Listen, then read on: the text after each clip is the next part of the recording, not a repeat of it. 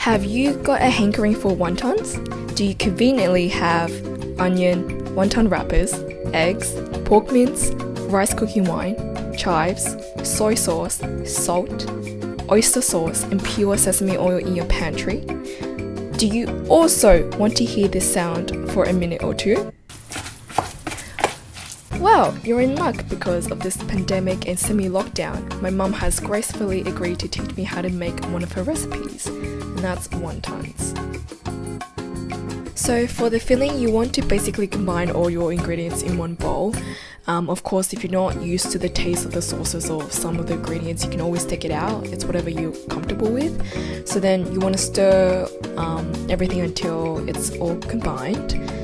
So before the next step, have your bowl of filling, a cup of water, an empty plate to put your folded wontons in, and your wonton wrappers ready on the table.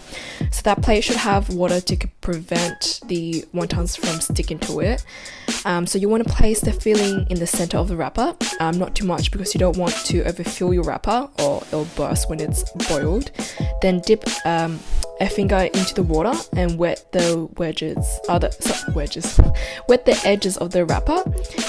This kind of acts like a glue to help your wonton hold its shape. So then you want to fold it upwards, and then this part is kind of hard to explain, but you want your fingers to be in position as if like you're about to style a handlebar moustache. So you want to bend the outward part of the wonton and then bend it down so you have two tails. Then you water the tails, just add water, you crisscross them, and yay, you've made a wonton. And then you repeat until all your filling is gone, and soon you'll have a full plate.